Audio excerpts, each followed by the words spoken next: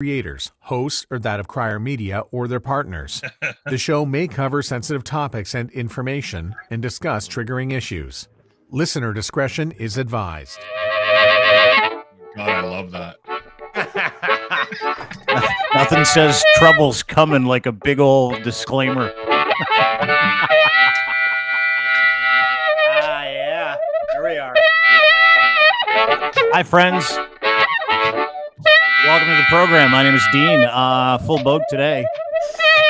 Oh, what a Tuesday. Jeez, what a Tuesday. It's such a Tuesday. It's a Wednesday. I'm Dean. Joining me as always, my friend, compadre, and co-host, and newly employed Crier Media employee. Please welcome, or actually not an employee, he's an intern, Lachlan Cross, 9-5, not there anymore. He's just at home. Admit it. You love the autonomous work life. Just admit it. Admit it. You love being a small business owner. Admit it. I had a moment yesterday after I talked to somebody that I used to work with where I was relieved by my current situation. Where they start telling you about their day and you're like, working for somebody else. That thing? Mm-hmm. Is that it? Yeah, that's what I figured. Yeah. But then I got on the phone with my lawyer and had a who charges me quite a bit of money per hour. Yeah. And then we had a conversation. Yeah. So what are you going to finish that sentence or no? There's pros and cons. There's pros and cons to this, this self-employment thing. Yeah. Well, and the con is that you might not make it if you don't have the nuts to do it. The pros are, if you show up, chances are you're going to be just fine. You're showing up, you're being just fine, but you don't have any of the stress. It's just nice to see. Like last night, I'm like, hey, Locke, we got a bunch of work to do. Can you do these two things? And you're like, yeah, no problem. I got it. 5 minutes later, you send me a text. Let me just read it, actually. Let me just read this, what you sent to me. I love it. I love that I work with you. I really do. I was going to grab that micro content tonight. 5 minutes later, no, I'm not. I'm tapped. 10 minutes later, also, I'm drunk. All that's true. I sat down to start to edit. I know how it works. I realized I was 4 deep and that it probably wouldn't be the best time for me to try to edit content. No, it's not. Self-awareness. So I've self-awareness. Thank you very much. I appreciate it. As luck would have it, though, we surround ourselves with pros, right? And some of us get into this business and we get to know people who are also professional. You're a professional broadcaster. And pros recognize pros. Sometimes people that have game recognize other people that have game they might not agree with. And we live in this kind of weird, cantankerous society where, we like to label people a certain thing. Uh-huh. The culture wars that we're going through, it's really, woke versus whatever the other thing is. Woke versus right, progressive or unwoke versus whatever. Whatever label you want to put on it. Yeah, and you've got different interests to feed into it, right? Everybody's, I'm progressive, I'm this. And the one thing I can't stand are those morons that put proud left-leaning whatever in their bio. I'm like, are you fucking serious? Or proud liberal or proud conservative or proud this. Like those guys, the performance people, right? Real game identifies real game in this business. A couple of months ago, I had an opportunity to interview David Parker from Take Back Alberta. Now, one of the more enigmatic, influential political leaders in this country. Mm-hmm. As we all know, deeply involved in the UCP party in your province, right? He is really the backbone, and he'll take issue with this with me in the podcast. He's standing by. We're going to chat with him in just a second. We have an announcement to make about these conversations. And through that process, I got to know the man, David Parker. And then we started having these conversations where I'm like, there's a lot of things that people don't know about me. There's a lot of things people don't know about you. And we only see the worst parts of each other or the most extreme parts of each other. And to a lot of people, social media, political rhetoric, the environment we live in, it is a game. And you plot and you're strategic and you do these things. David and I are very similar that way. Now, we also vehemently disagree with each other's ideologies and how we go about doing things. But we respect each other on a couple of different levels. There's some common ground here. Yeah, there is. And through that process of getting to know David, I started other conversations with people who, we spent the last 3-4 years calling each other names on social media, telling everybody reputationally, you should never have anything to do with that person. This is what they're all about. People have done it to me. Like, how many times have you been called a commie, fascist, libtard on the radio just from a comment? And someone's like, well, I know you're a commie, fascist. No, and it swings depending on where you are. You and I have had numerous conversations in the last little while about this, about how perspective and where you come from can sort of fuel and provide some sort of a narrative for you. And then my comment to people that bring you up or this podcast or whatever, I'm like, yeah, what you think you know about Dean might be wrong. Have a listen. Yeah.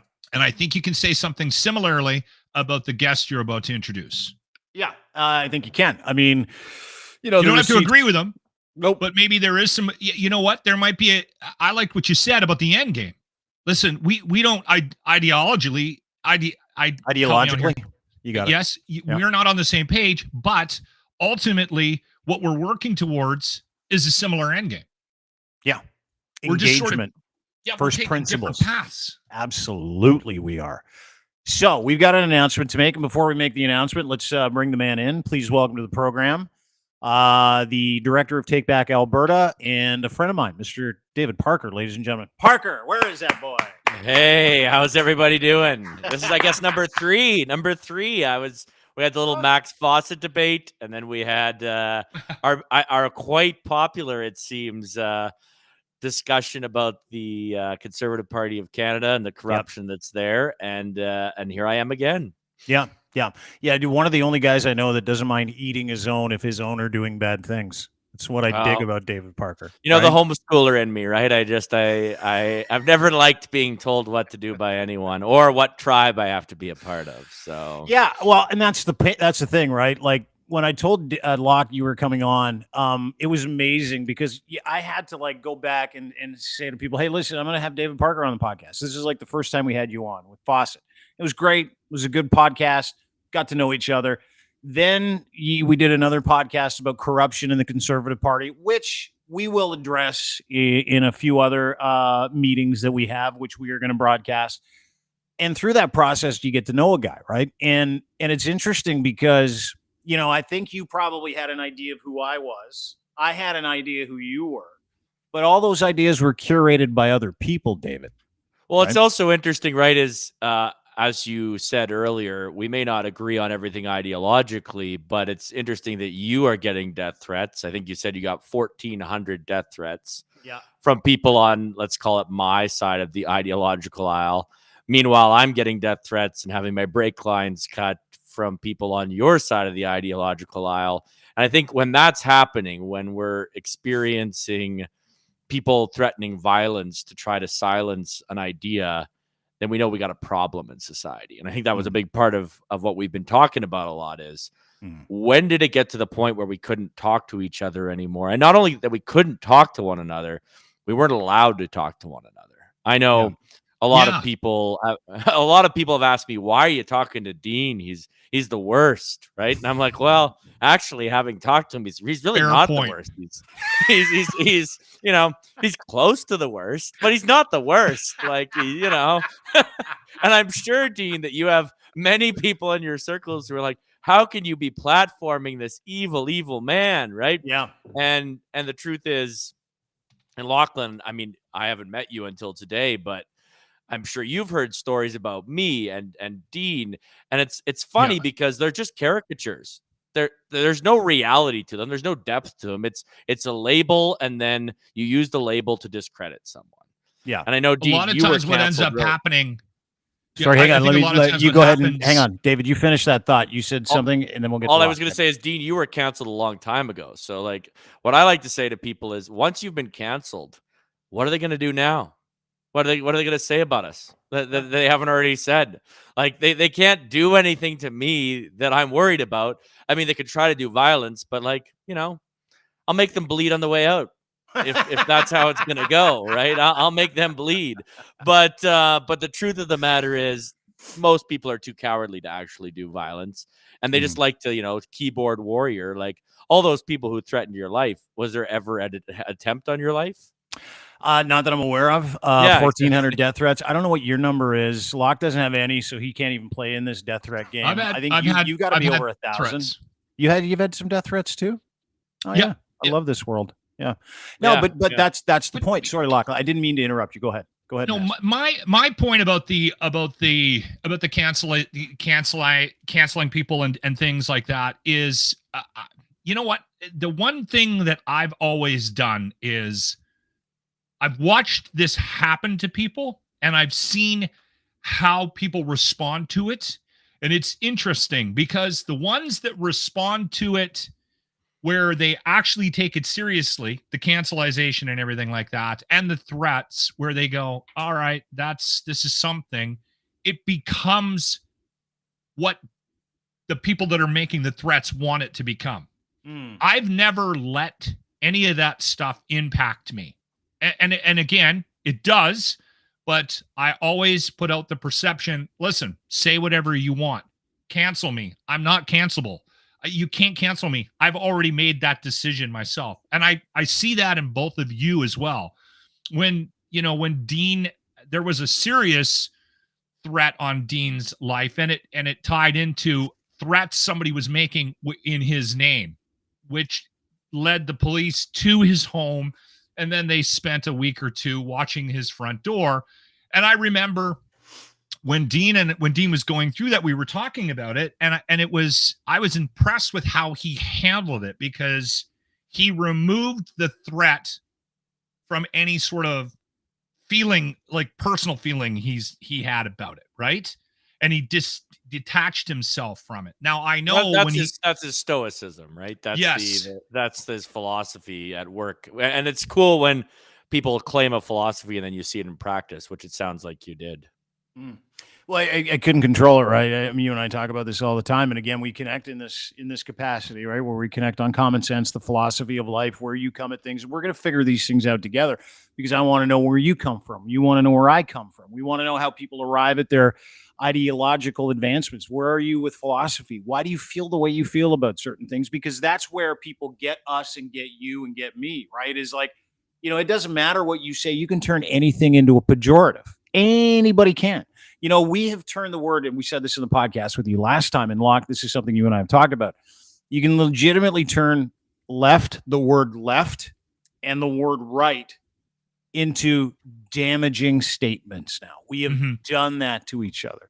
Now, when I think of David Parker and I think of what you've been through or what I go through, we do bring it on ourselves, right? We go looking for this. It's not like I bring it up all the time to Dean. But yeah, we like. I mean, the way I describe it is sometimes I like to take a baseball bat to a hornet's nest and walk away.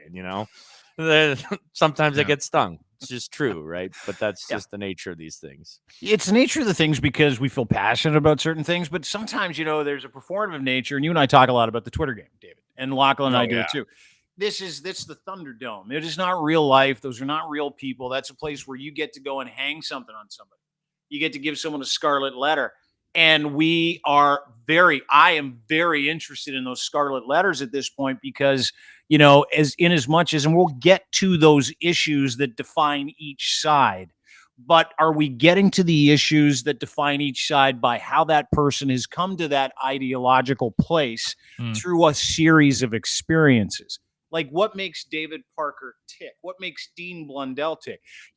I watched Jordan Peterson, this clip of him this morning talking to this guy named the Manlet. No idea who the dude is.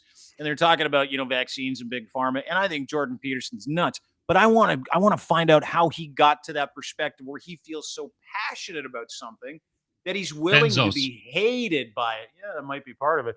He's willing to be hated by it. Same thing with you. Same thing with me. We're very passionate about what we think is right for ourselves, and we're willing to extend that to other people. David, why are we using it to weaponize against each other? That's the concern. I don't even know if we are, right, in a sense. I think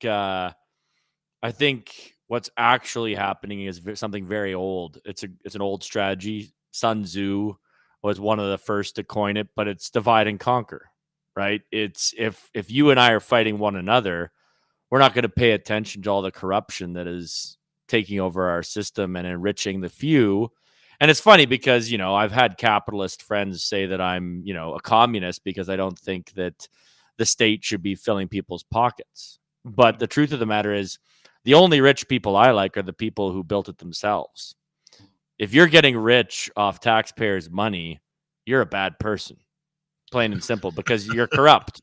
That's how it works. And I think I believe the state needs to be reduced heavily in size, but the people, let's call them the elites, whatever you want to call them, the people running the show at this point, whether they're conservative or liberal, are doing it to enrich themselves. They're not doing it for the good of the people. And most people are walking off a cliff when it comes to things like inflation. I can go into all of the different things that our governments are doing to destroy us.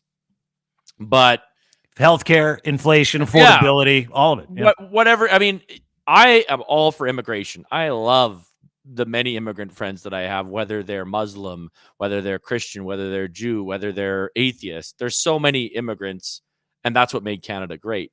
But we're bringing in 10 times more immigrants than we're building housing. That's impoverishing our people.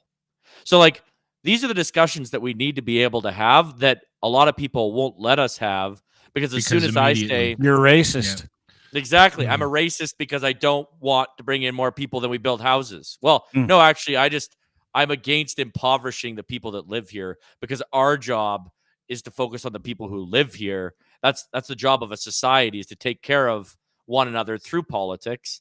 And we're not doing that. In fact, we're impoverishing everybody.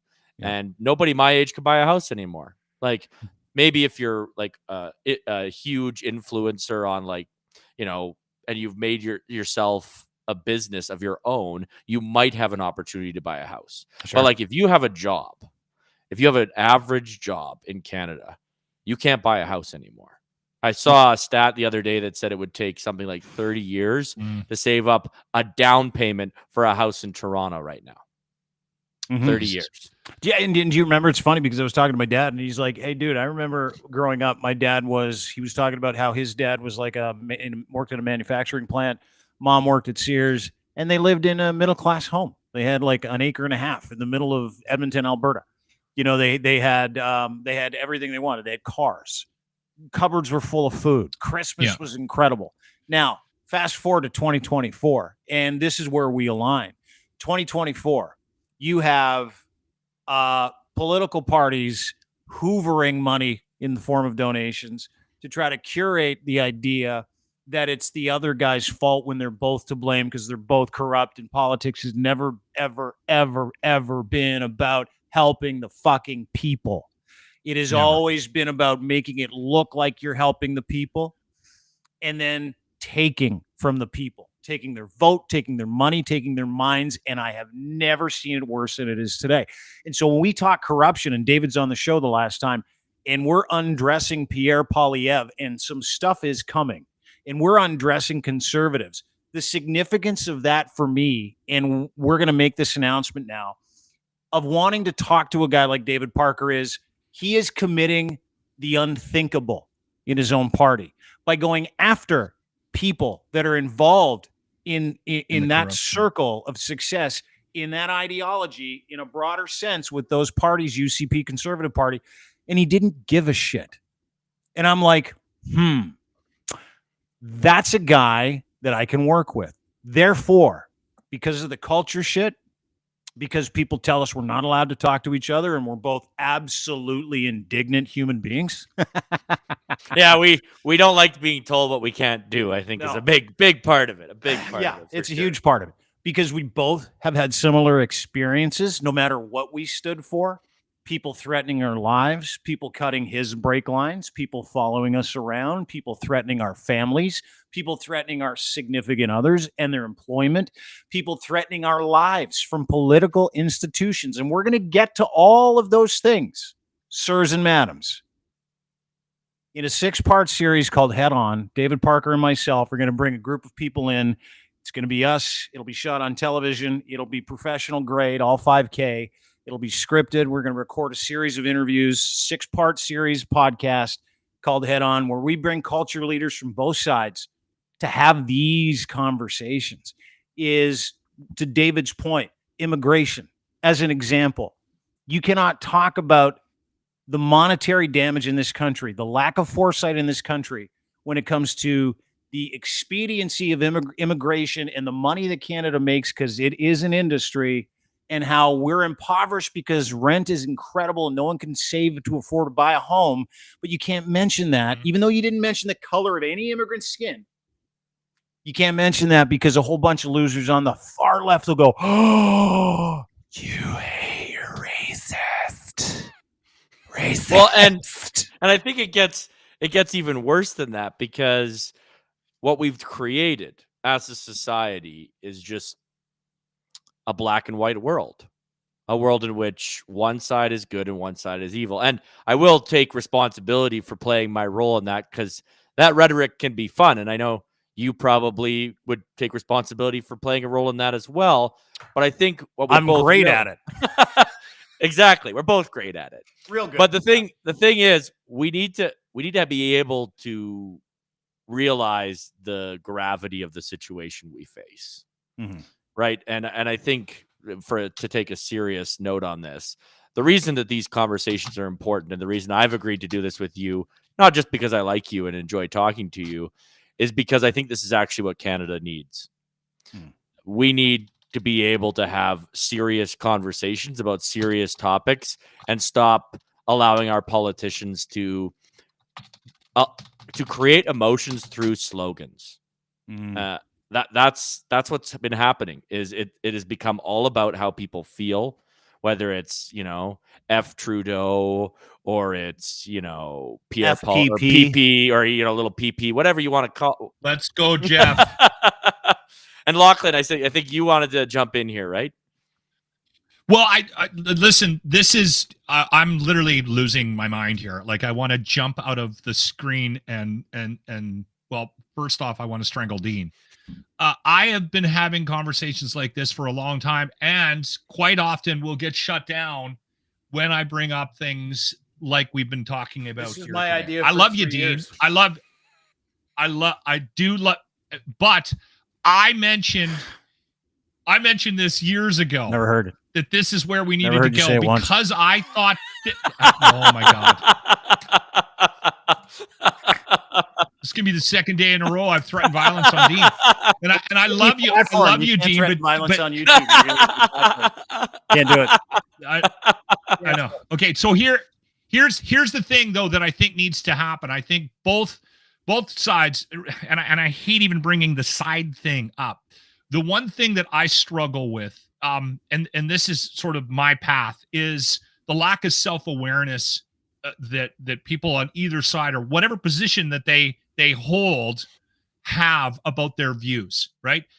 They're missing the hypocrisy of what they're saying. And so that's one thing that I'd like to highlight and get both your thoughts on it, from the perspective of, do you see your own hypocrisy at times? And are you ignoring it just because you're standing in front of the hornet's nest with a bat and you're trying to do something just to piss people off? Or, like, and we'll start with Dean. Do you realize your hypocrisy at times when you say certain things? I think you're stupid if you don't. I think everybody is. In a moment we get emotional, we say things. We talk about the human journey of what was true yesterday, and it might not be true today. And I get that. I get that from a lot of people. I get that from myself. Generally speaking, we only know what we know in the moment, right? And what we know in the moment when the pandemic started is, it was the great sluicing event of our lifetime. It was like, oh my God, the political institutions in this country are going to use this for their benefit, which they are, which they continue to do. And I was under the impression back then, and we grow a lot in 4 years, I got to take a side. Like I thought, because they convinced me that you have to take a side. And if you didn't take a progressive side, which lined up with a lot of my values at the time, progressive values at the time, but they didn't line up with how I felt about real life situations, right? Like, case in point, we're talking about the way people talk, or we're talking about, someone calling you a libtard because you happen to think we're too hot with immigration, we're killing vacancy rates, and real estate sucks, and we cannot have people who live in this country, whether they're coming here today or they've been here for 10 years, not being housed, right? So it makes no sense. And then someone's like, oh yeah, you're a racist. And you're like, oh my God, you can't win in this argument. So I cared too much for about 2.5, 3 years. I don't give a shit anymore. I don't care what anybody thinks about me talking to Mr. Parker. I don't care what anybody thinks about what I thought about vaccines 2-3 years ago, or what I thought about mask wearing, or what I thought about herd immunity 2-3 years ago. That evolves, that changes. I don't give a shit if anybody's vaccinated anymore. It's your sickness, not mine. Like I say that to my kids about their homework, where my son came home today for lunch. He's talking about how great he did on a test.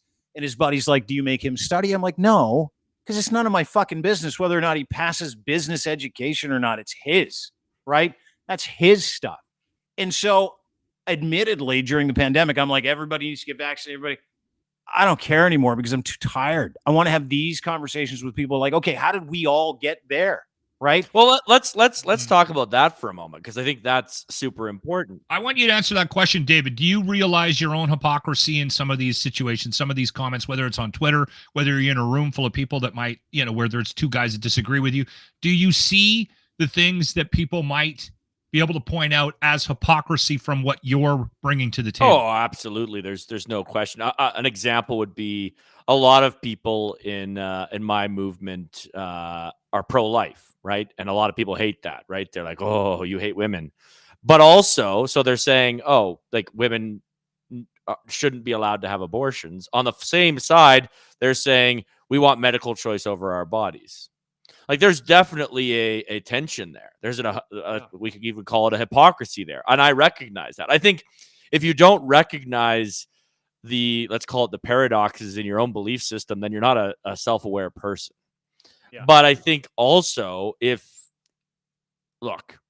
ideology is what runs your life, then you're not a self-aware person. Right. So as much as Dean has ideological beliefs, let's call them progressive for lack of a better word. And and I have ideological beliefs, let's call them conservative. My ideology is not who I am. Correct. Right. Who I am is someone who likes to think very deeply about complex issues, someone who likes to encourage people to take responsibility for their own lives and to use that responsibility, like both Dean and I have, to make our lives better. Like, I took responsibility for my alcoholism, and my life is infinitely better than it was when I was an alcoholic. That's just a fact about me, right? And I think Dean and I have talked about this. I think he would feel the same way. That's what I want to encourage people to. But here's the thing. I can encourage people to take responsibility for things and then not always take responsibility for the things that I should, right? And that's a process. But to pretend like because you aren't perfect, you have nothing to say, because there's, like you said, hypocrisy in your words and your actions, that's just to be anti-human. There's no perfect people. No, I'm not saying that you shouldn't say anything, David, because of the hypocrisy.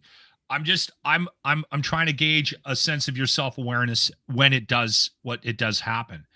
And now just hearing you say what you said in the last 2 minutes is because I knew why Dean wanted you on the network, and I knew why he was going to do this with you.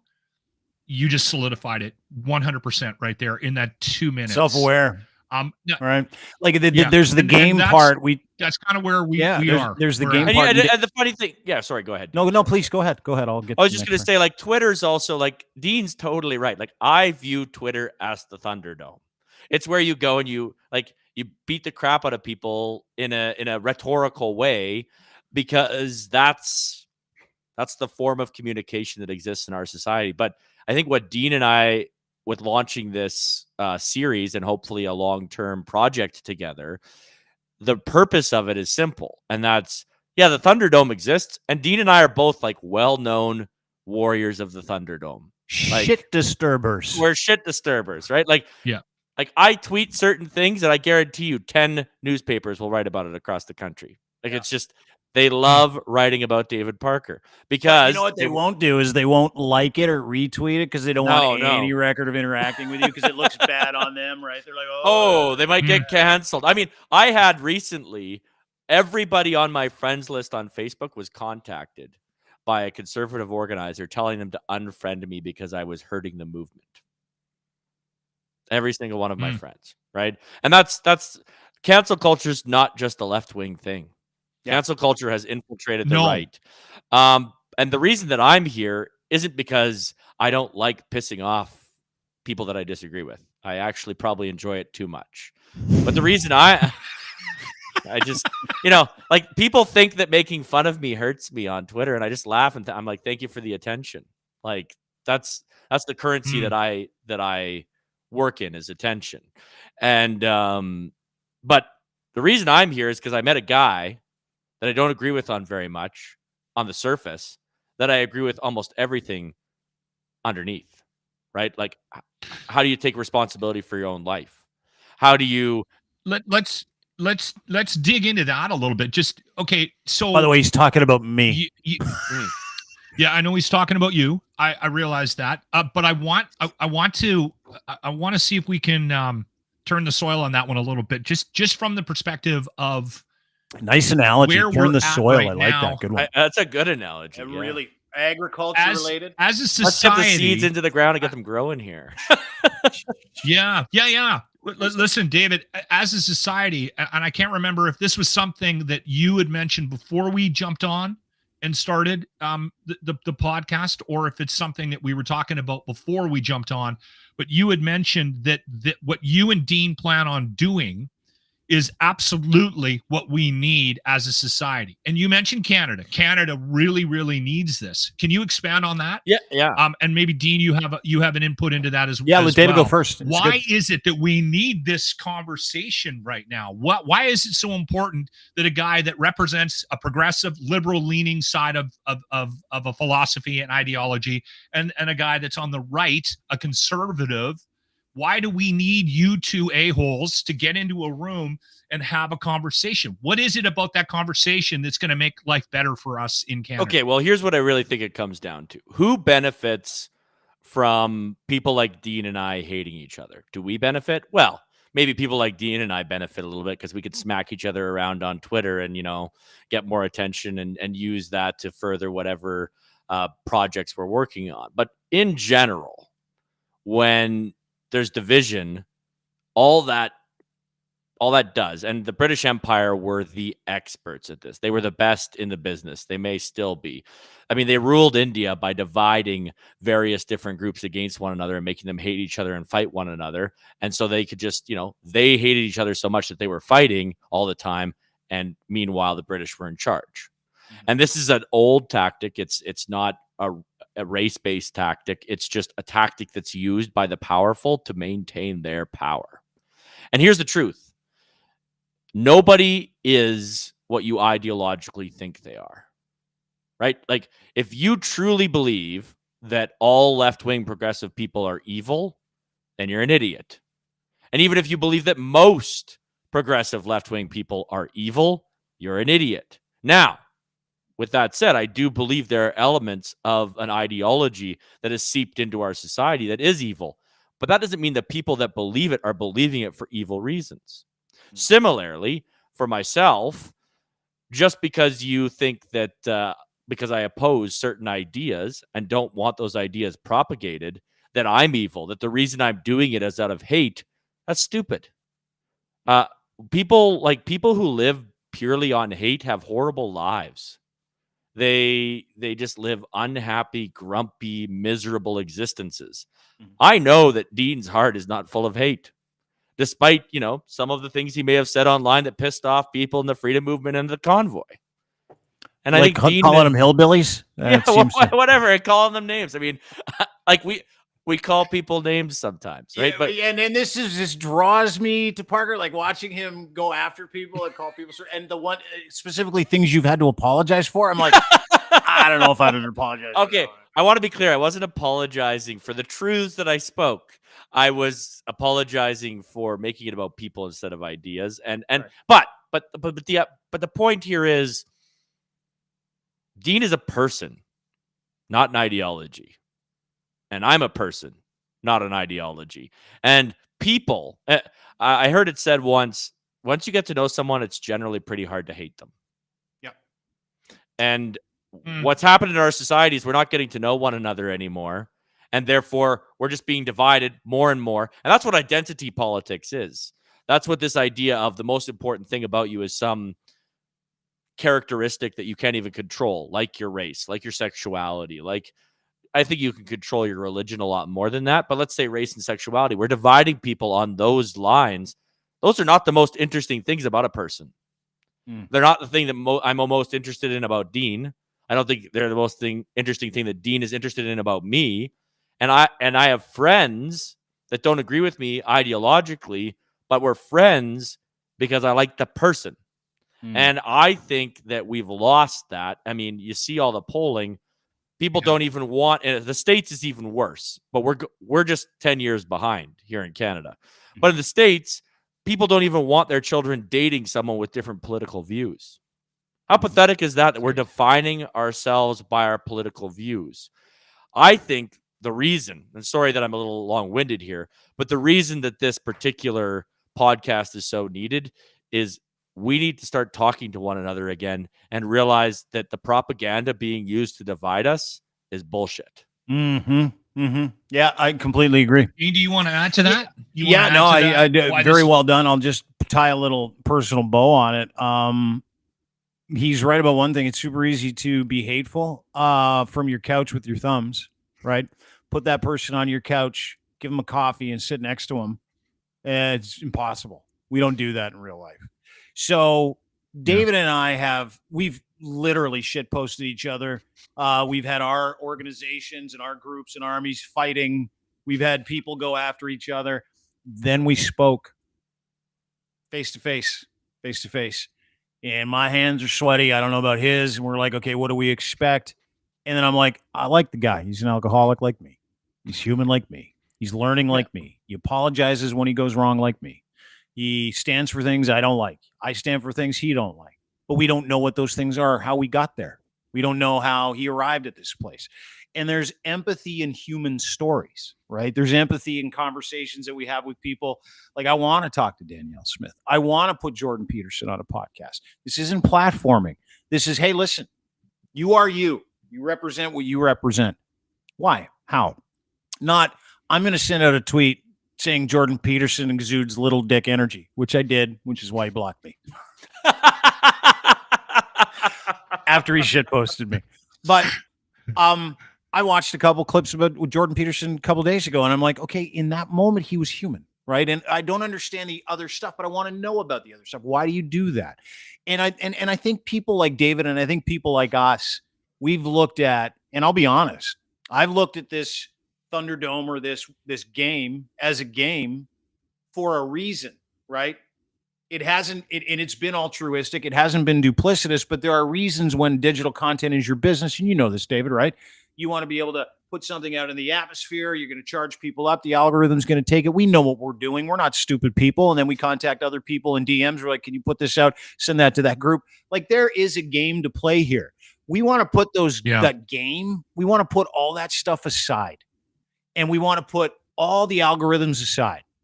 And we want to get back to like 1978, where, you could literally go into someone's house who thought the earth was flat and say, hey, buddy, great to see you, even though you're a flat earther. Because I don't care about that stuff. I don't like Mad Mike Hughes. You had him on the radio for like years, right, Locke?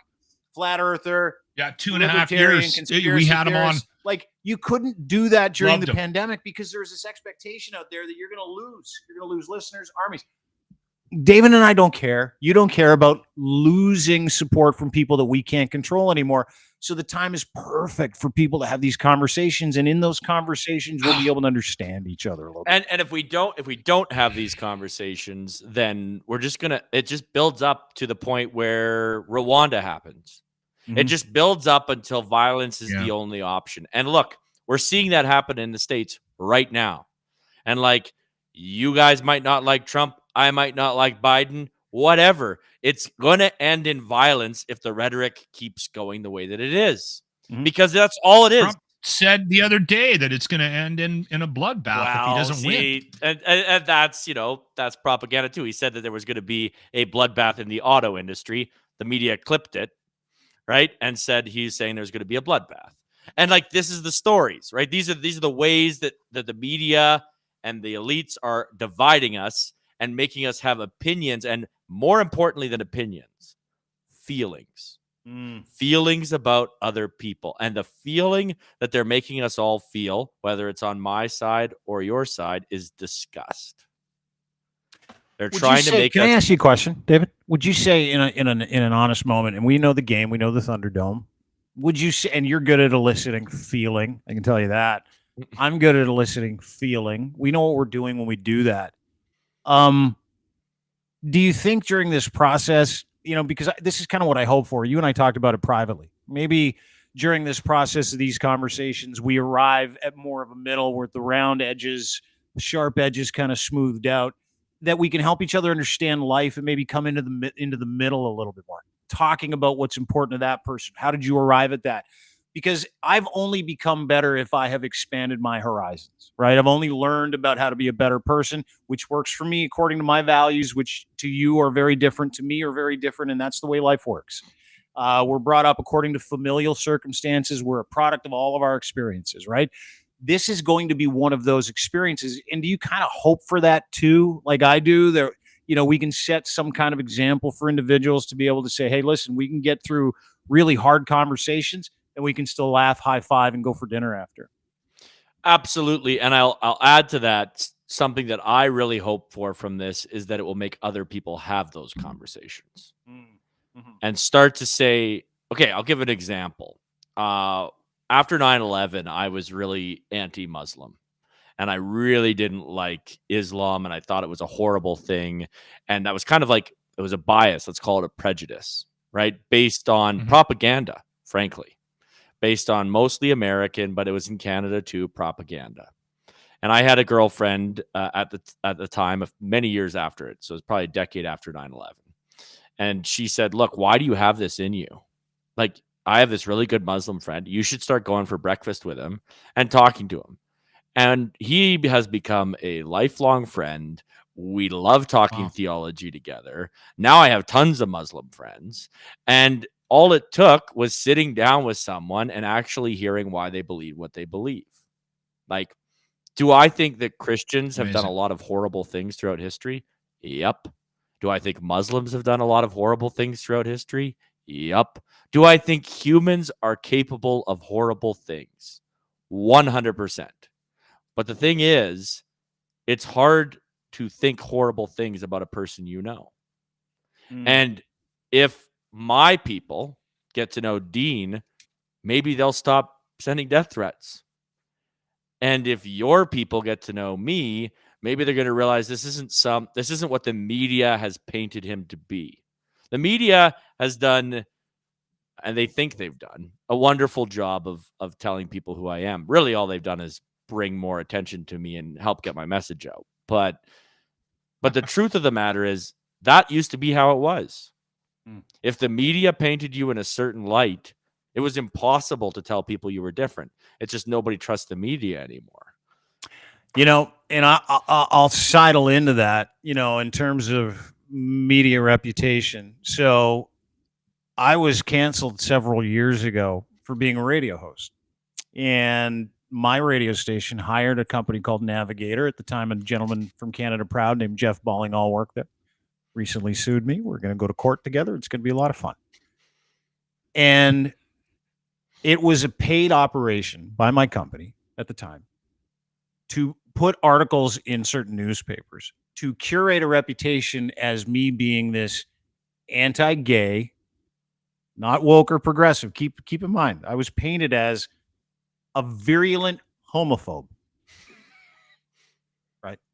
Virulent homophobe, because my producer was on a jury trial where a gay man raped 4 other gay men over the course of a weekend. Everybody was on MDMA. And he talked about it. He was on the jury for it. So, and all we did was talk about it. And I'm like, I guess you sentenced a guy to 5 of the greatest years of his life. Good for him. Because I'm a big street justice guy. Had nothing to do with homophobia, had nothing to do. I was a huge proponent, huge advocate for the gay community, always have been, had gay co-hosts, lesbian co-hosts, absolutely loved them as individuals. We all took part in all those jokes. Sea change. I'm like patient zero for cancellation in Canada in 2014, right? The media did that. And they got paid to do it. Paid to do it. And when David says you can't trust mainstream media, hi, right here. I'm patient zero in this country for that. So I have a personal, not vendetta, I've got a personal attachment to what he's saying because I was in the machine, I saw it, and I was a victim of it, a proud victim of it because of what I've learned. And what that made me do, to David's point, was go and talk to people like you talk to Muslim people. I spent 2 years saying, where did I go wrong? Explain this to me. And you know what it came down to? You cannot use marginalized groups as a footnote for a joke ever. I thought I was entitled to that. You're not. I'm not. And then it came down to my own personal ideology, which is now I believe I'm here and I put everything through one filter, which is to be of good character, do acts for the common good. If I'm going to hurt somebody's feelings, that is not acts for the common good. That is not good character. So that content does not live in my space, but I am still, according to, depending on the hillbilly from the right or the nutbag on the left, I'm still a homophobe because they can go and grab those receipts. Right. Going, you know what I mean? And put them in your face. It gets brought up to me at least once a month. Right. About, somebody wanting to highlight my relationship the with homophobe. Dean. And like, are you sure? Yeah. I'm like, you're not sure. And I think you better go the back most and take another amazing look. part is like on my timeline, within a span of like 2 minutes, I'll get like a Toronto Star article from 2014 going, see, you hate gay people. And then I'll get someone like from the right, and then I'll get someone from the left go, you're just supporting fascism because you had David Parker on. You're a fascist. And I'm like, can you fucking people make up your mind? So we live in this world where everybody's allowed to curate your reputation, where everybody's allowed to tell you what you think and tell you how evil you are, tell you the boogeyman, tell you that you can't hang out with these people, tell you that your ideas are stupid, tell you how you got there, tell you, in David's case, homeschool jokes, all you like. They love the homeschool jokes. As if the modern education system is producing highly intelligent people, but that's another question altogether, I suppose. Well, that's another episode of our podcast series. However, that is why we're here, because I'm like, fuck the norms, fuck tradition, fuck everybody else's second and third principles. Let's go first. Let's have these conversations. And that is exactly what my podcast series with David Parker called HeadOn will be. And I am unafraid because I do not care. So there you go. Okay, I have a question for you both again. Okay, I do have to leave here shortly, but let's go. Okay, we'll let you go here. Just ask him this one question. Echo chambers. Just go one question. Yeah, one question and we can move on. So now we've established that there might be a cage over a lot of these groups and they don't let anybody else into that cage. So now you guys are trying to open up the door to that cage and let people in, and you're going to have a discussion. What do you guys perceive any potential struggles with this relationship you're trying to curate? Like with him and I? Yeah. No, we'll just tell people to shut the fuck up and get in line. I mean, I literally spend most of the last 2 years getting on stage and telling everyone that the reason that they were in the position they were was that it was their fault because they weren't taking responsibility for their own society. And that's what Take Back Alberta is take it back from your own apathy. You don't like how things are going, you better get involved. You better start showing up. And that's worked. And the success of it is not even questioned by my enemies like Charles Adler. But but the truth, and I think this is really important, is they can't cancel me. I'm already canceled. They can't cancel Dean. He's already canceled. So the only thing we have left to do is break the system. That's why I'm here. That's why I'm here to break the system. I like it. Yeah. I like it, guys. Yeah. I really like it. I'm a fan. I'm a huge fan. I don't agree with either of you, and I'll be tuning in. Perfect. That's great. You're as long as you're tuning in. That's what we're looking for. I think you're both full David. of shit, email. Sorry, your Twitter is David Parker. No, what is David it again? JPBA. David JPBA. I made it in 2000. 11 or something. I don't remember when. Doesn't matter. I love people making excuses for their Twitter handles. I don't know why I was proud of having a bachelor's degree at the time, but I was. So, I threw it in there. From like an educational institute? Oh, yeah. Well, I mean, some people might say Trinity Western's just the glorified Bible college. Who knows? I thought it was fun. I enjoyed my time there. I don't believe in academia, but we can have a whole conversation about that. Oh, too. I can't wait for that one. Oh, be a lot of fun. There's another topic. Jot that one down. Anyway, I would love to have that debate. That would be a fun debate. Get a hold of David on Twitter, ladies and gentlemen. David Parker, director of Take Back Alberta. The podcast series will be called Head On, featuring myself and David, and we're bringing friends. And it will be this year, and we are busy working on formats, busy working on topics, busy working on guests, and we're going to have conversations that no one says we're allowed to have. That's why we want to do them. Dave, great to see you. I know you're busy. We'll talk to you soon. Really glad you got to meet Lachlan today, too. You guys nice to meet you, Lachlan. I really enjoyed that. When I'm up in Edmonton, David, we'll go for steak or something. Yeah, no, all over. Give me a call. Please do. And I appreciate your time today. I am one of the many that had you in a box in a cage, and I was willing, because of where I'm at in my personal development, willing to have a conversation with you, because I've pushed Dean to do that. Like we gotta push ourselves to have these awkward, uncomfortable conversations with people that don't agree with us or that we don't agree with. And so I had you in a box. I am 100% guilty of that, and you are now out of the box. Well, thank you. I appreciate that. Okay, I got to go, guys. Yeah. Talk to you soon. Thank you. All Get right. out of here, David. David Parker, ladies and gentlemen, Take Back Alberta. There you go. What do you think? You okay now? Yeah, no, I'm very hopeful for that series that you're starting with him. I think it's going to be unbelievable. Bring something up. Oh, my son. Hey, buddy. Good to see you. My boy's here. I'll bring something up, and I want to put this on screen. Okay? Because a lot of people are going to look at me, and I don't care. I'm not justifying shit to anybody. But a lot of people are kind of look at me after they listen to this, watch this podcast, and they're going to go, "What are you doing?" Mm-hmm. Let me show you what I'm doing. Okay? It's really easy to sit with everybody else in the stands and launch your fruits and vegetables and say, boo, boo. It's really hard to keep your nerve and have a conversation. It's really hard to go into that arena and go, okay, I'm ready. Let's talk. Let's do this. Let's act on behalf of people. Back in 2011, do you remember Shirley Phelps Roper from the organization God Hates, pardon my language, exclusively, GodHatesFags.com? Remember that? I remember Westboro this story. Baptist I Church. do. Remember that? It was an international story. Yeah.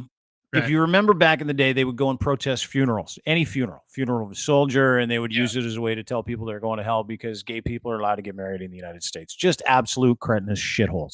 I used to put them on my radio show all the time just for the insanity. So there was a shooting in Arizona where Gabby Gifford, who at the time was a senator, got shot in the head. Remember that? And it was at a strip mall during an appearance, and a little girl was shot in the head as well, and she died. And Shirley Phelps Roper puts out an announcement. She's like, you know what I'm going to do? I'm going to go to that little girl's funeral. We're going to protest. We're going to protest that little girl's funeral. She deserved to die because God is punishing America for allowing same-sex marriages. This is in 2011. This is allegedly homophobic Dean in 2011. So I phoned Shirley Phelps Roper and I made her a deal. I said, listen, if I give you 10, 15 minutes on the radio station in the morning here in Toronto, Canada, do your political rhetoric, none of my listeners are going to give a shit about anything you say because they're smart enough. Will you not go to the funeral? Will you not go? Will you promise me you won't go to that little girl's funeral? She said yes. And she was true to her word. She did not. Put her on the air for 15 minutes. I was excoriated by Canadian media. Can't believe you platformed all that hatred. Can't believe you allowed her to talk. I'm like, I don't give a fuck about you. I don't care about you. I don't care about anybody else who's offended by this. I care about that little girl's family being allowed to mourn her death in peace. That's what I care about. And so that's what we did. This is in 2011. I never talk about this kind of stuff. I received letters, emails, from congressmen, senators, people from around the United States, the Giffords family, little girl's family, thanking me for this. Never talked about it once. And there are a couple of news articles, and I'm going to bring your attention to them. This was from the Atlantic. This is 2011, where they said Canada saves Tucson funeral from protesters. And you can read all about it. And you can read what we did. Problem gets right to the heart of the Canadian experiment, where the line between public good and individual liberty. So perhaps it's fitting that when a solution came for this person's funeral, it didn't come with Arizona or from within America's borders, but from our brethren to the north. Members of the radical Kansas church canceled plans to picket the funeral of a 9-year-old girl after being promised a live interview on a Toronto radio station. Dean Blundell, a controversial morning show host, rock radio station 102.1 The Edge, said he brokered the deal with Shirley Phelps Roper of the Westboro Baptist Church in an effort to prevent further suffering of the victim's family. I said, I'll give you, say whatever you want, spew whatever religious rhetoric you like. You can talk about how terrific it is in our morning show if you agree not to protest the funeral. She agreed. This person said, Toronto radio host Dean Blundell, America salutes you. America salutes you. 3 years later. I knew the story. I didn't know your involvement with it. 3 years later. Good for you. 3 years later, I was fired for being homophobic. Okay. 3 years later. None of that matters. What matters is when people ask me why I talk to other people like David Parker, anybody else who you might not like, who might be on this side of some equation you find so offensive. Why do you know those people? Why do you talk to those people? That's why. You cannot affect change throwing fruit from the stands. You only affect change from being in the arena. So get into the arena.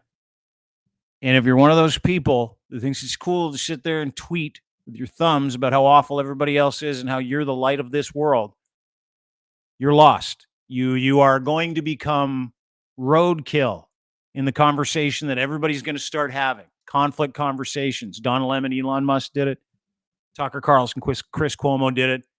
These are big swingers. We're just little people having these conversations, but at least we're going to talk. So there you go. Head on. David Parker, Dean Blundell, coming to a podcast series near you with all of our friends that he has in tow. Maybe a Tucker Carlson, maybe a Jordan Peterson, maybe some people from my side of the equation as well. We'll see what happens. But I'm excited for the series.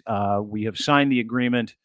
It is a done deal. It is a document, and we are going to be doing these podcasts, and you're going to be part of it as well. So I'm excited.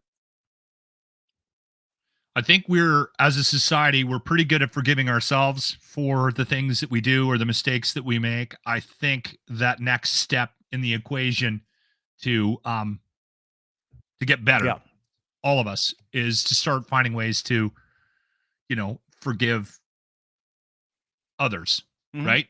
And not only that, and I think what you and David are doing is noteworthy on the perspective of, all right, I'm gonna give myself a chance to hear Dean's story. I don't agree with him, but I want to hear Dean's story. I want to hear why he is where he is. What informs him? Why did he get to the point he is right now today? Right, and we can do that with people we don't agree with. We can do that. If we can do that with ourselves, we can do that with others. Right? Well, we'd like to think we could, right? It's one thing to it takes work, but it's one thing to think you're right. Right? We got a bunch of people running around with Dunning-Kruger. People going, I know this part about my corner, and that's what I'm going to use to bludgeon everybody with. And no one talks. Everybody's sad. It's tough, Dean. It's tough to get out of that echo chamber. It's tough to open up. Dude, I've been in it for 3 years. You said something earlier. You asked a question about silos and getting out of our silos. I've been in a silo for 3 years. I think a lot of us have. And we all have. I have started to branch out and talk. And it's not like I've compromised my values. I am fucking steadfast, courage, wisdom, temperance, justice. I will absolutely spend my last breath and dime standing up for people who deserve me to manage my risk, to give them my privilege, to give them whatever it is I can to help the marginalized. I will do all of those things. But I'm also entitled to these conversations. Everybody is. So let's start having them. Appreciate you doing this, Locke. Thanks, buddy. And if anybody ever questions my relationship with Dean, it was that right there. That's why we're friends. Wow. And if anybody questions my relationship with you, I've been trying to get you to do these interviews for the past 2-3 years. Really glad you. Such a call. I don't know why you were so pig-headed about it. In all seriousness, Lachlan has been saying this for 2 years. Just not loud enough. Just not loud enough. Time for the Locker Room Retro Replay of the Day, brought to you by our friends at Ardent Roof Systems. Go to ardentroofsystems.com in the greater Edmonton area. If you're in Alberta, my friend Stacey Dissatel might be the coolest guy on the planet. He's the number one Owens Corning platinum partner in North America as of this year. Just got an award fucking trophy. So we'll get to the golf tournament in a minute, because I want everybody to go get a quote from, if you need eaves, if you need siding, if you need roofing, there's my man. That's Lachlan's man. He's been Lachlan's buddy for years. He would never send anybody else to do anybody's roof, Lachlan. I know that to be true.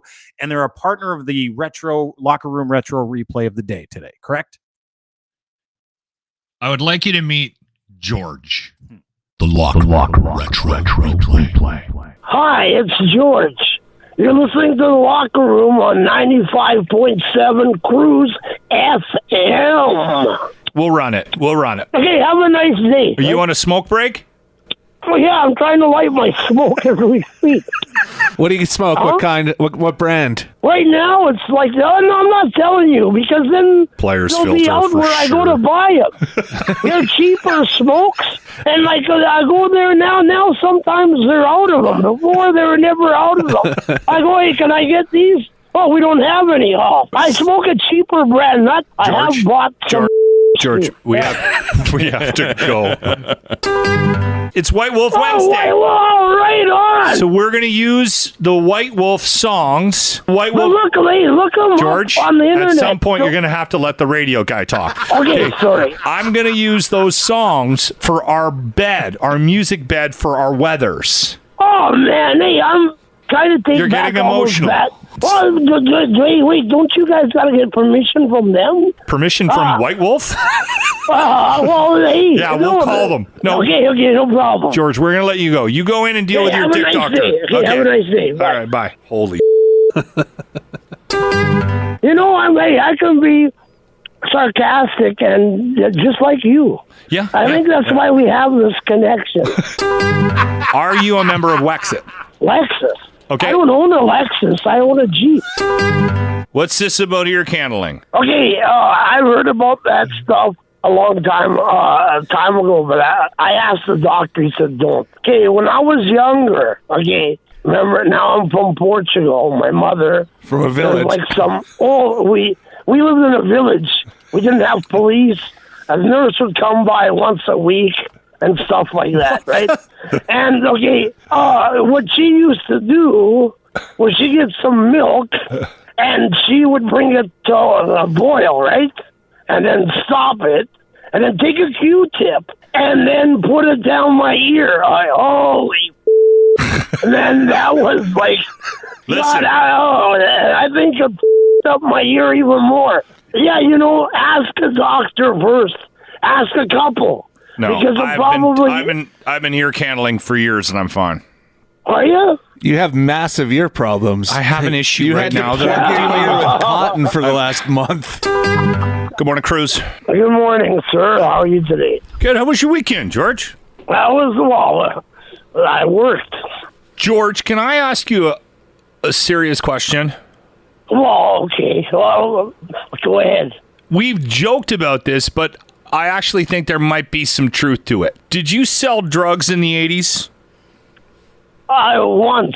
Can I interrupt you? Because the line is ringing, and it might be him, because we were having trouble, so... Or it's George. I hope it's not George again. Hang on 1 second. Okay? Yeah. No. Deepak, is that you? Deepak? Oh... We're doing an interview right now, We're in the middle of an interview, George. Oh, sorry. Okay. I just want... Do you want me to leave then? Yeah. Yes. We'll text you bye, later. Bye. Oh my God, that was George again. Oh my God. Maybe George is really interested in our yoga class. I will do you a favor and everybody else at Master Lab and not send them down. Okay, thank you. Unless you can smoke in class now. Found humor. I love George, dude. I think it's awesome that your locker room retro replay of the day. George passed away. Featuring a lot of people who died in the last 3 years.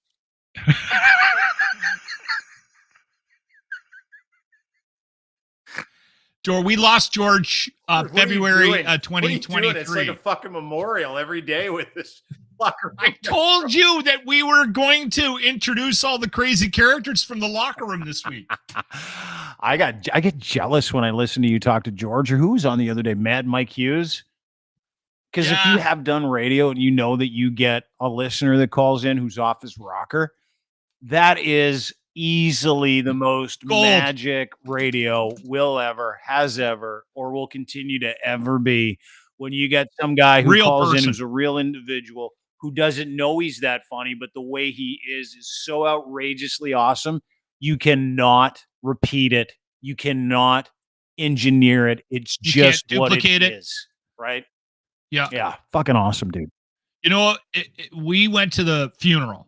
The family loved us, loved the show. Like, we had every Portuguese person in Edmonton and probably in Canada listening to us because of George.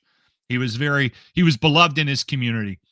And George, when he passed away, his brother's son, who was a big fan of the show, called and said, if you guys can make the funeral, that would be amazing. So we kind of snuck in and sat at the back, and we wanted to pay our respects. We didn't want to make it about us because George had passed away. So we were, and then when the ceremony was over and we were outside, we got flooded by this family, this massive Portuguese family that just loved George. And it was so heartwarming because he was just a character on our show, right? But what we did for him and his life, and we gave him something fun, and we didn't appreciate that until we met everybody in his life. They were thanking us for putting this guy who was just an incredible character on the radio.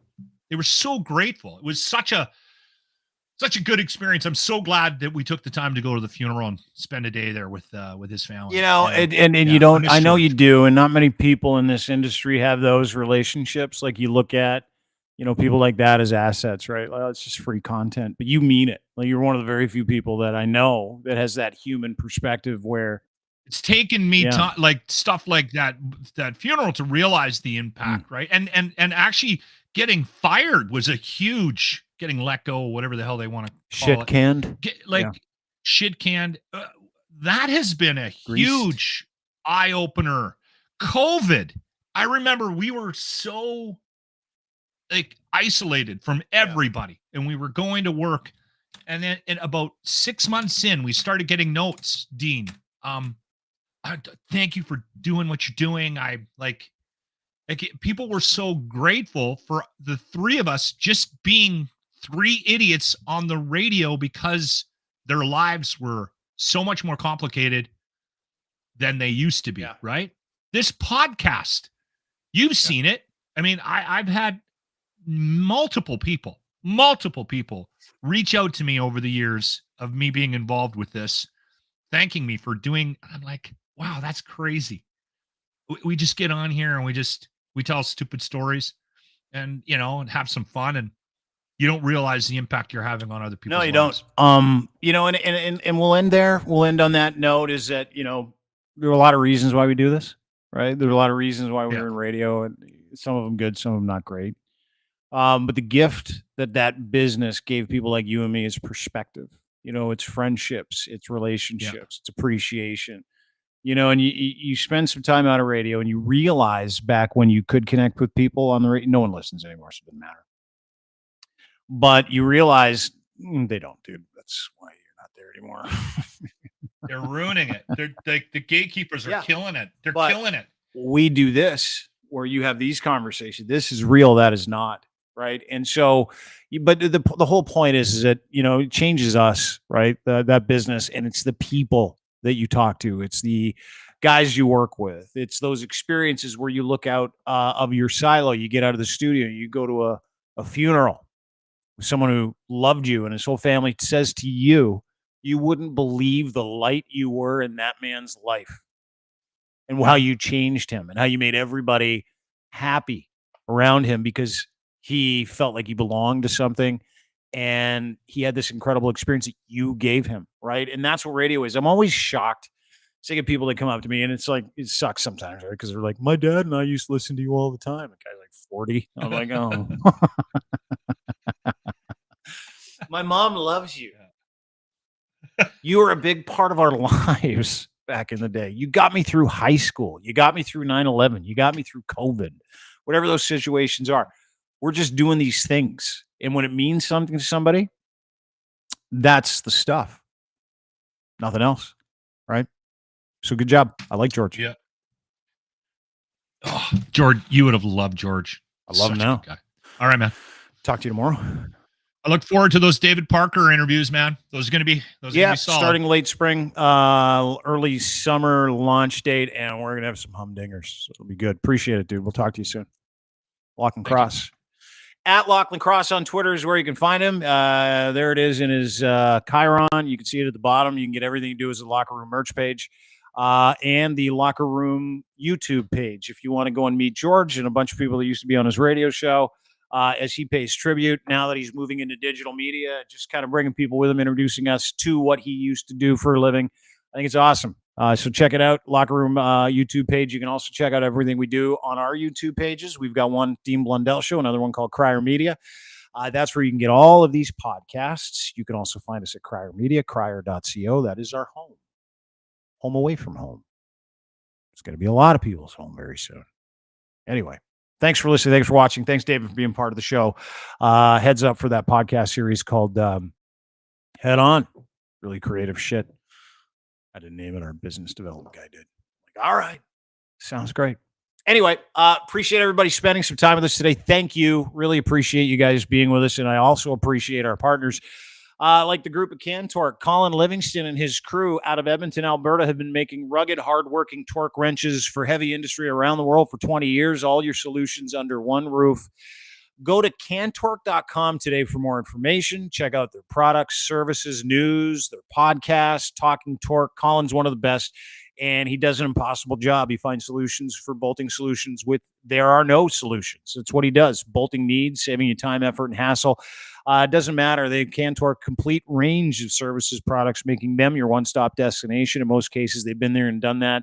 They have the highest quality products designed to withstand the most demanding conditions. Torque wrenches, the best in the world, and they've been doing it from Canada for over 20 years, providing you with comprehensive solutions tailored to your specific requirements in heavy industry, machinery, railroad, nuclear. Doesn't matter if you've got a loosening or fastening solution. They're just called bolting solutions. And you need a torque wrench that operates at a Herculean level that they don't make. This is your guy. He puts a maple leaf on everything. Go and check him out. Oil sands. That's why he's in Alberta. Preferred method of torque wrenching anything. That's Cantork. This guy's awesome. Does it for industry around the world, out of Canada. So give him a call and hit him up on his new website. It's an awesome new website called cantork.com. Check him out today. Also brought to you by Rome Auto. Rome.auto, the car subscription company that's going to end how people buy cars. It's changing the economy of car buying. If you go to Rome.auto today and sign up, all you got to do is sign up with promo code Rome with Dean, ROAMWITHDEAN. That's me. You're going to get $150 off your first month's payment. Now, here's the point of difference, right? We've been sold cars the same way for years and years and years, and you get hosed generally. As soon as you drive that car off the lot, it's worth 20, 30 grand less. You don't know where you're getting in a used car. And you want to mitigate any risk or loss from that risk when you buy a car. Super easy to do. That's why Rome exists. Brand new to the greater Toronto area. If you're in Toronto and you need a car for a month, 3 months, 6 months, 1 year, and you don't want to pay for insurance, you don't want to pay for routine maintenance, you don't want to pay for roadside assistance, but you want it all included, and you don't want to have to rent a car for $3 to $4 grand a month from a car rental company.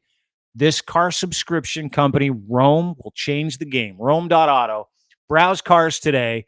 no lease or interest payments, pay as you go, flexible monthly plans starting in a month, going to a year, home delivery and valet service available, all endorsed by BlogTO, Yahoo Finance, Benzinga. Of course, CBC did a huge article on the other day. 4.9 stars out of Google. Everybody loves this service. It's the fastest way for you to get into a car. It's the easiest, most cost-effective way for you to get a new car. Rome.auto, Rome with Dean. That is your promo code, $150 off your first month. Tell them I said hi. And, of course, brought to you by our friends at Muse Massage Spa. Our friends, Emily and Riley, have the ability to educate you in the world of sexology like nobody else because they own Muse Massage Spa. Go to musemassagespa.com. Their new podcast is out. They're on episode 30. You can get it on Patreon. Subscribe to that. It's totally uncensored. The minorly censored version on YouTube, Muse on the Mic YouTube. Please go and subscribe to their podcast. But more importantly, get in touch with Emily and Riley on their website. You can go and contact them at Muse Massage Spa. Tell them Dean Blundell said you're going to get a great experience. They're going to give you $50 off and make it as discreet as possible for any first-time users. And not only that, they're going to walk you through it. They've got an incredible store. They've got a brand new website, musemassagespa.com. They're located at 1290 Finch Avenue West. And these girls do all of it. Not only the entrepreneurs, not only they're socially responsible. These women advocate for other people in the sex work industry like nobody else in the world. And their podcast is all about it. Patreon, Muse on the Mic. YouTube, Muse on the Mic as well. And again, don't forget to go to musemassagespa.com today to book your treatment. And factcheck.io, our title partner. Factcheck.io is incredible. The world's been looking for a disinformation solution for a very long time. We've seen it happen over the past several years. I also involved in a lawsuit that brought this whole thing around. When Canada Proud sued us, we wanted to get busy responding properly. So we teamed up with a group of scientists, journalists several months ago, data scientists, computer scientists, lawyers, and we wanted the most complete end-to-end solution for disinformation, to put that in the hands of people who are surfing the internet on a daily basis, being inundated with lies, disinformation, misinformation. We want a tiebreaker. We don't want to cause arguments with human beings. We said, hey, listen, if we've got AI, machine learning, and the ability to keep people up to date and tell them that what they just read is a lie or the truth, why would we not do that? That exists. And then we built it. And then we found out through the prototype, which I have tested the beta test, we found out through the prototype that the reason why these don't exist is because they get purchased by social media companies so they can continue to keep information in that gray area. We want to give you full agency over misinformation and disinformation. And our friends at factcheck.io have done that. It is unbelievable software. The beta test will blow your mind. Any picture, any video, any text, any URL, even events in real time, like a Shazam service. This is an incredible opportunity for you to get involved in their beta test program today. You go to factcheck.io. You can sign up, get involved in the beta test, try and break their software. It is one of the most incredible advancements in machine learning, AI, and creativity when it comes to being able to give you the opportunity to feel confident that what you read is truth or not, inorganic or organic. This is the future. Go to factcheck.io and sign up for their beta test today. Factcheck.io, FAKTCHEK.io. Do you believe? That's it for us. Have a great day, everybody. Appreciate it. Don't forget, you can get everything we do at Crier Media. Go to crier.co for more details today. Rate, subscribe our podcast. That'd be awesome. Have a great day. We'll see you tomorrow. We got Massive Damage for Monster Pro Wrestling on tomorrow. Have a great day. We'll see you then. Bye. Opinions expressed by guests on the show are their own and do not reflect the views of the creators, hosts, or that of Crier Media or their partners. The show may cover sensitive topics and information and discuss triggering issues. Listener discretion is advised.